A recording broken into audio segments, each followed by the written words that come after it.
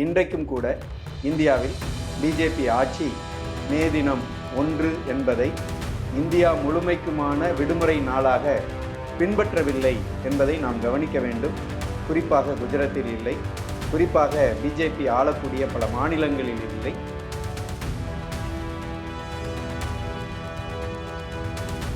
அவர்கள் திட்டமிட்ட முறையில் தொழிலாளர் தினத்தை ஒரு சாதிய தினமாக, ஒரு குறிப்பிட்ட தொழிலின் தினமாக அவர்கள் கடைபிடிப்பதற்கு முயற்சிக்கிறார்கள். அத்தகைய பிற்போக்கு குணம் கொண்ட ஒரு ஆட்சியாக இந்தியாவில் பிஜேபி இருக்கிறது.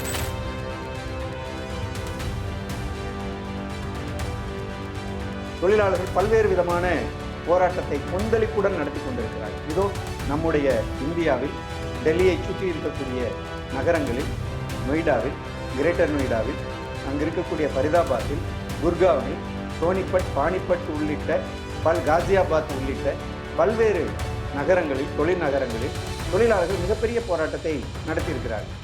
பல்வேறு இடங்களில் பெண் தொழிலாளர்கள் ஒரு ஸ்டேட்மெண்ட் கொடுக்குறாங்க. ஒரு பெண் சொல்கிறாங்க, நான் ஜிக் தொழிலாளியாக வேலை செய்கிறேன், அர்பன் கம்பெனியில் வேலை செய்கிறேன், எனக்கு திடீரென்று மாதவிடாய் வருகிறது, நான் ஒரு வீட்டில் போய் வேலை செய்கிறேன், அந்த வீட்டில் இருக்கிற கழிவறையை என்னுடைய அவசர தேவைக்கு பயன்படுத்தி கொள்ள முடியாத துர்பாக்கியசாலியாக நான் இருக்கிறேன் என்று ஒரு பெண் குமுறுகிறாள் என்று சொன்னால், நீ பாரத மாதா என்று சொல்லுவதில் என்ன பயன் இருக்கிறது?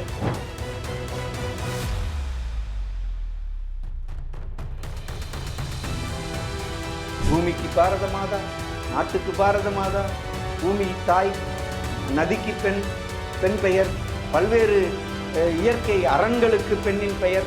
ஆனால் பெண் படுகிற துயரம், துன்பம் சொல்லி மாளாததாக இருக்கிறது. இதற்கு காரணம் கார்ப்பரேட் நிறுவனங்கள் இல்லையா?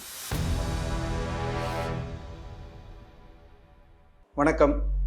எதிர்வரும் மே 1 அன்று உலகம் முழுவதும் தொழிலாளர்கள் மே தின தியாகிகளை நினைத்து பார்க்கிற வகையில், அவர்களுடைய தியாகத்தை போற்றுகிற வகையில், 8 மணி நேர வேலையை பாதுகாக்கக்கூடிய வகையில் மீண்டும் மீண்டும் தொடர்ந்து போராடி கொண்டிருக்கின்றனர். இந்த மே 1 என்பது 140 ஆண்டுகளை நிறைவு செய்து 141ஆம் ஆண்டிற்குள் அடியெடுத்து வைக்கக்கூடிய முக்கியமான நாளாக அது இருக்கிறது.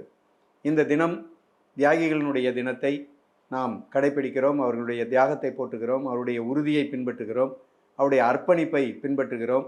எந்த விதமான எதிர்பார்ப்பும் இல்லாமல் 8 மணி நேர வேலை, 8 மணி நேர ஓய்வு, 8 மணி நேர உறக்கம் என்கிற அந்த பெரும் போராட்டத்தை நடத்திய தியாகிகள் இன்றைக்கு தொடர்ச்சியாக தேவைப்படுகிறார்கள். அவருடைய நினைவை போற்றுவதன் மூலம் மேதின கொண்டாட்டத்தை, மேதின தியாகிகளை கடைபிடிக்கிற, அவர்களுக்கு வீரவணக்கம் செலுத்துகிற அந்த நிகழ்வை நாம் அடுத்த தலைமுறைக்கு கடத்த வேண்டிய தேவை இருக்கிறது. 140 ஆண்டுகள் அல்ல, எல்லா காலங்களிலுமே தொழிலாளர் உரிமைக்கான தினத்தை நாம் பாதுகாக்க வேண்டிய அவசியம் இருக்கிறது.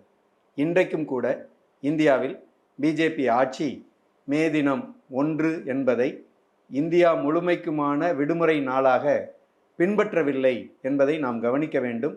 குறிப்பாக குஜராத்தில் இல்லை, குறிப்பாக பிஜேபி ஆளக்கூடிய பல மாநிலங்களில் இல்லை. அவர்கள் திட்டமிட்ட முறையில் தொழிலாளர் தினத்தை ஒரு சாதிய தினமாக, ஒரு குறிப்பிட்ட தொழிலின் தினமாக அவர்கள் கடைபிடிப்பதற்கு முயற்சிக்கிறார்கள்.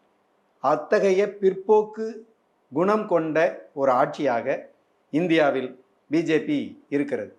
இதை நாம் முறியடித்தாக வேண்டிய கட்டாயம் நமக்கு முன்னால் இருக்கிறது. உலகம் முழுவதும் இப்போது தொழிலாளர்கள் மிகப்பெரிய போராட்டத்தை நடத்த அவசியத்தை சந்திக்கிறார்கள்.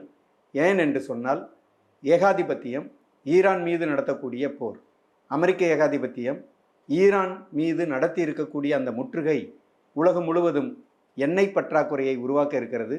உலகம் முழுவதும் எரிவாயு தட்டுப்பாட்டை உருவாக்க இருக்கிறது. கடத்தல், பதுக்கல், விலையேற்றம் போன்ற மிக கொடிய துயரங்களை உழைக்கும் மக்கள் மீது திணிக்க அவர்கள் முன்வருகிறார்கள். எனவே மே 1 என்பது உரிமைக்கான போராட்டம், 8 மணி நேர வேலை நேரத்தை உறுதிப்படுத்துவதற்கான போராட்டம். அது மட்டுமல்ல, வேலை நேரத்தின் மூலம் நீட்டிப்பதன் மூலம் உலக தொழிலாளர்களை சுரண்டுகிற முதலாளித்துவத்துக்கு எதிரான போராட்டம். இந்த முதலாளித்துவம் தொழிலாளர்களை ஒரு பக்கம் சுரண்டுகிற நேரத்தில் உலகில் இருக்கிற இயற்கை வளங்களை சுரண்ட நினைக்கிறது. அதற்காக உலகின் பல நாடுகளை அவர்கள் முற்றுகையிடுகிறார்கள், கைப்பற்றுகிறார்கள், இயற்கை வள கொள்ளையை திட்டமிட்ட முறையில் நடத்துகிறார்கள். எனவே ஏகாதிபத்தியத்தை எதிர்ப்போம், முதலாளித்துவத்தை எதிர்ப்போம், முதலாளித்துவத்தினுடைய உழைப்பு சுரண்டலை எதிர்ப்போம். அதற்கு மாற்றாக சோசலிசத்தை முன்னிறுத்துவோம். சோசலிசம்தான் தொழிலாளர்களை பாதுகாக்கும். உலகில் 8 மணி நேர வேலைக்காக தொழிலாளர்கள் போராடினார்கள். முதலாக உலக தொழிலாளி வர்க்கம் 8 மணி நேரம் என்பதை சட்டமாக கடைபிடித்தது லெனின் தலைமையில் நடந்த தொழிலாளர்களுடைய புரட்சி. ரஷ்யாவில் ஆட்சி பொறுப்பேற்றவுடன் அவர்கள் கொண்டு வந்த முதல் சட்டம் 8 மணி நேரம்.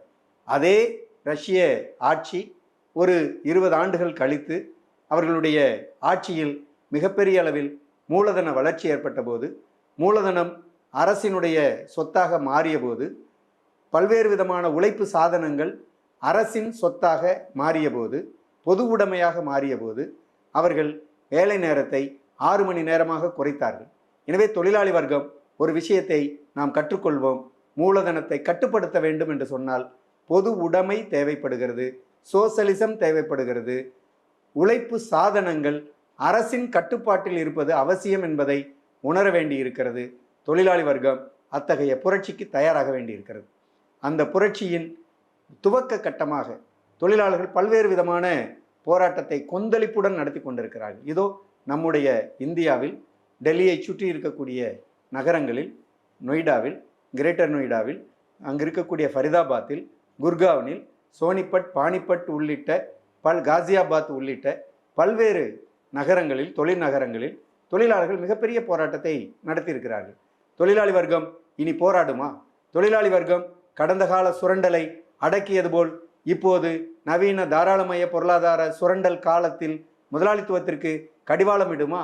அந்த கொள்கையை மாற்றியமைக்குமா என்றெல்லாம் பலரும் கேள்வி கேட்கிறார்கள். நிச்சயமாக முடியும் என்பதற்கு ஒரு மிகச்சிறந்த போராட்ட உதாரணம்தான் இப்போது டெல்லி, அதை சுற்றி இருக்கக்கூடிய தொழில் நகரங்களில் நடந்திருக்கக்கூடிய தொழிலாளர்களுடைய வேலை நிறுத்தம் போராட்டம். 30-40 பேர் மீது இன்றைக்கு மோடி அரசு, பிஜேபி அரசு வழக்கு போட்டு இருக்கிறது என்று சொன்னால் தொழிலாளர்களை கண்டு அச்சப்படுகிறது என்று அர்த்தம். தொழிலாளர்களை பார்த்து அது பயம் கொள்கிறது என்று அர்த்தம். அந்த பயத்தை, அந்த அச்சத்தை தொழிலாளி வர்க்கத்தால் உருவாக்க முடிந்திருக்கிறது என்பது முக்கியமான வெற்றி. கடந்த பிப்ரவரி 12ஆம் தேதி இந்தியா முழுவதும் நடந்த அந்த பொது வேலை நிறுத்தம், அதை தொடர்ந்து கிட்டத்தட்ட ஒரு 60 நாட்களாக டெல்லி மற்றும் அதை சுற்றி இருக்கக்கூடிய தொழில் நகரங்களில் தொழிலாளர்கள் மிகப்பெரிய போராட்டத்தை நடத்தியிருக்கிறார்கள். இந்த போராட்டத்தில் கான்ட்ராக்ட் தொழிலாளி, பயிற்சி தொழிலாளி, மற்ற கிக் தொழிலாளி உள்ளிட்டோர் இணைந்து கூட்டாக சேர்ந்து பெரும் போராட்டத்தை நடத்தியிருக்கிறார்கள். உரிமைக்கான போராட்டம் என்பது நேற்றோடு நிற்கவில்லை, இன்றோடு நிற்கப் போவதில்லை, நாளையும் தொடரும், நாளை மறுநாளும் தொடரும், மாற்றம் உருவாகும் வரை தொடரும். அந்த மாற்றம் என்பது சுரண்டலை கட்டுப்படுத்துவதோடு இணைந்தது. அந்த மாற்றம் என்பது உரிமைகளை முழுமையாக நிலைநாட்டுவதோடு இணைந்தது. அந்த மாற்றம் என்பது உழைப்பு சாதனங்கள் அனைத்தும் அரசின் கட்டுப்பாட்டில் இருப்பதோடு இணைந்தது. அத்தகைய மாற்றத்தை தொழிலாளி வர்க்கம் நிச்சயமாக செய்யும். 4 சட்ட தொகுப்புகளை மோடி அரசு கொண்டு வந்தது. இந்த 4 சட்ட தொகுப்புகள் வந்தால் தலைகீழாக மாறிவிடும் என்றார் மோடி. தலைகீழான மாற்றம் இருக்கும் என்றார் நிர்மலா சீதாராமன். இந்தியாவினுடைய முதலாளிகள் அனைவரும், ஊடகங்கள் அனைவரும் பெரும் கூச்சலும் கூப்பாடும் போட்டார்கள். அவருடைய கூச்சலும் கூப்பாடும் இப்போது எங்கே போனது? ஏன் இந்த போராட்டம் நடக்கிறது? குறைந்தபட்ச கூலி 26,000 இல்லை, 8 மணி நேர வேலை இல்லை, அதற்கு மாறாக 12 மணி நேரம் வேலை செய்ய வேண்டும். அதற்கு சம்பளம் 10,000 12,000. அசிங்கமாக இல்லையா? பெண் தொழிலாளர்களுக்கு 6,000 9,000. இந்தியா எவ்வளவு பிற்போக்காக இருக்கிறது என்பதற்கு இது உதாரணம். சதா சர்வ நேரமும் வளர்ச்சி கூப்பாடு போட்டு கொண்டிருக்கும் மோடி இதையெல்லாம் கேட்டாரா? அவர் காதில் இதெல்லாம் விழுந்ததா? அவர் இதையெல்லாம் கண்கொண்டு பார்த்தாரா? அவர் இதையெல்லாம் பார்ப்பதில்லை, கேட்பதில்லை, பேசுவதில்லை. இதுதான் அவருடைய வாய், கண், பேச்சு என்பதாக இருக்கிறது. இதை நாம் புரிந்து கொள்வது என்பது மிக மிக அவசியமான தேவை. மோடி ஆட்சி கொண்டு வந்திருக்கிற 4 சட்ட தொகுப்புகள் இந்திய தொழிலாளி வர்க்கத்துக்கு எதிரானது என்பதை நாம் உறுதியாக பார்க்க வேண்டும். இந்தியாவில் இப்போது போராடி இருக்கக்கூடிய தொழிலாளர்கள் வைத்திருக்கக்கூடிய கோரிக்கை என்ன? எங்களுக்கு சம்பளம் 26,000 ரூபாய் வேண்டும், எங்களுக்கு 8 மணி நேர வேலையை உறுதி செய்ய வேண்டும். எங்களுக்கு 8 மணி நேரத்துக்கு மேலாக செய்யக்கூடிய வேலைக்கு மிகை பணி என்று சொல்லுகிற ஓவர் டைம் சேலரி ஃபிக்ஸ் பண்ண வேணும். இரட்டிப்பு சம்பளம் வழங்கப்பட வேண்டும். இந்த 3ம் பிரதான கோரிக்கை. அது மட்டும் இல்லை, பெண் தொழிலாளர்கள் போராடிட்டு இருக்கிறாங்க. அந்த பெண் தொழிலாளர், நீங்கள் ஆலை தொழிலாளர்கள், ஆலை தொழிலாளர்களோடு இணைந்த கான்ட்ராக்ட் தொழிலாளர்கள், பயிற்சி தொழிலாளர்கள், பெண் தொழிலாளர்கள், அதைவிட முக்கியம் கிக் தொழிலாளர்கள். கிக் தொழிலாளி என்று சொன்னால் அவர் உணவு சங்கிலி விநியோகம் பண்ணக்கூடியவர், பல்வேறு வேலைகளில் ஈடுபடக்கூடியவர். இவர்களெல்லாம் இணைந்த ஒரு போராட்டமாக அந்த ஒட்டுமொத்த டெல்லியை சுற்றி இருக்கக்கூடிய நகரங்களில் பெரும் எழுச்சியாக நடந்திருக்கிறது என்பது கவனிக்க வேண்டிய முக்கியமான விஷயம். அவர்கள் முன்வைத்திருக்கிற இந்த 4 கோரிக்கைகள் முக்கியமான கோரிக்கைகள். குறிப்பாக பெண் தொழிலாளர்கள் வைத்திருக்கக்கூடிய கோரிக்கை, அவர்களுக்கு அந்த ஆலைகளில் அவர்களுக்கு பாலியல் குற்றச்சாட்டை அட்ரஸ் பண்ணுவதற்கு இன்டர்னல் கம்ப்ளைண்ட் கமிட்டி என்று சொல்கிற உள் புகார் குழு அங்கே இல்லை. விசாகா கமிட்டி தீர்ப்பு எத்தனை வருடங்களாயிடுச்சு. இன்னைக்கு வரைக்கும் டெல்லியை சுற்றி இருக்கக்கூடிய கார்ப்பரேட் பெருநிறுவனங்களில் இத்தகைய பெண் தொழிலாளர்களை பாதுகாக்கக்கூடிய உள்புகார் குழு இல்லை என்று சொன்னால் இதைவிட வெட்கக்கேடு வேறு என்ன இருக்குது? இந்த உள்புகார் குழுவை அமைக்க முடியாத மோடி சர்க்கார் மகளிர் இடஒதுக்கீட்டை பற்றி பேசுகிறது. இதை விட வேற என்ன வெட்கம், என்ன கேவலம் இந்தியாவிற்கு வேண்டும்? இந்த பெண் தொழிலாளர்களை பாதுகாக்க முடியாத இந்த ஆட்சி, உண்மையில் இந்த ஆட்சி இதற்காக தலைகுனிய வேண்டும், மன்னிப்பு கேட்க வேண்டும், இந்திய பெண் தொழிலாளர்களிடம் மன்னிப்பு கேட்க வேண்டும் என்பதை சிஐடியு முன்வைக்க விரும்புகிறது. அதோடு சேர்த்து இன்னும் ஒரு முக்கியமான விஷயம், அந்த பெண்கள் மாதவிடாய் காலத்தில் விடுப்பு வேண்டும் என்பதை கேட்டிருக்க கூட இல்லை, இதுவரைக்கும் கேட்கல. இது ஒரு விவாத பொருளாக மாறிட்டு. மாதவிடாய் காலத்தில் பெண் தொழிலாளர்களுக்கு விடுப்பு வேண்டும். 100க்கு 70% தொழிலாளர்கள் பெண் தொழிலாளர்களாக இருக்கிறாங்க. கார்மெண்ட் தொழில் முழுவதும் பெண் தொழிலாளர்கள், பல எலக்ட்ரானிக்ஸ் நிறுவனங்களில் பெண் தொழிலாளர்கள், பல்வேறு ஆலைகளில் பெண் தொழிலாளர்கள். இது கார்ப்பரேட் நிறுவனம் மனமுவந்து வழங்கவில்லை, அவர்களை கூடுதலாக சுரண்ட முடியும் என்பதற்காக இந்த வேலை வாய்ப்பை பெண்களுக்கு வழங்குது. பெண்கள் சங்கம் வைக்க மாட்டாங்க, பெண்கள் போராட மாட்டாங்க, பெண்கள் வெளியில் நிற்க மாட்டாங்க, பெண்கள் சாலைகளில் இறங்கி மிகப்பெரிய ஆரவாரமான போராட்டங்களை நடத்த மாட்டார்கள் என்கிற பிற்போக்கு சிந்தனையில் இருந்து நடக்கக்கூடிய சுரண்டல். எனவேதான் இந்த போராட்டம் ஆதரிக்க வேண்டிய போராட்டம். அந்த பெண்களுக்கு மாதவிடாய் காலத்தில் விடுப்பு வழங்கவில்லை என்பது ஒரு முக்கியமான பிரச்சனை. அதை விட பிரச்சனை டாய்லெட் இல்லை. தொழிலாளர்கள் வேலை செய்யக்கூடிய ஆலையில் 300 பேர் பெண்கள், 2 டாய்லெட். இந்த 2 டாய்லெட்டை எப்படி பெண்கள் பயன்படுத்த முடியும்? அவர்களுடைய இயற்கை உபாதையை தீர்த்து கொள்வதற்கு என்ன ஏற்பாடு? அவ்வளவு சுரண்டல். டாய்லெட் போதுமான அளவுக்கு இருந்தால் 25 பேருக்கு ஒரு டாய்லெட் என்று கட்டமைத்தால் கூட குறைந்தபட்சம் அந்த ஆலையில் ஒரு 12-13 டாய்லெட் கட்டப்பட்டிருக்க வேண்டும் பெண் தொழிலாளர்களுக்காக. மாதவிடாய் காலத்தில் அவர்களுடைய தேவையை, சுத்தம் செய்து கொள்வதற்கான தேவையை, உடை மாற்றிக்கொள்வதற்கான தேவையை வழங்குவதற்கு இந்த நிறுவனங்கள் முன்வரவில்லை. அந்த அளவுக்கு கொடிய சுரண்டலை இந்த நிறுவனங்கள் நடத்திட்டு இருக்கு. அதனால தான் இந்த போராட்டம் நடந்திருக்கு. அதனால தான் இந்த பெண்கள் இந்த போராட்டத்தில் பங்கெடுத்திருக்கிறாங்க. ஆலை தொழிலாளர்களோடு, கான்ட்ராக்ட் தொழிலாளர்களோடு, பயிற்சி தொழிலாளர்களோடு, இந்த பெண் தொழிலாளர்களோடு ஜிக் தொழிலாளர்கள் பங்கெடுத்திருக்கிறாங்க. ஒரு இடத்துல ஒரு பெண் சொல்லுகிறார், அது சம்பந்தமாக கட்டுரை எழுதி கொண்டிருக்கக்கூடிய நண்பர்கள் பலருக்கும் நான் இந்த நேரத்தில் பாராட்டுக்களை தெரிவித்துக் கொள்ள விரும்புகிறேன்.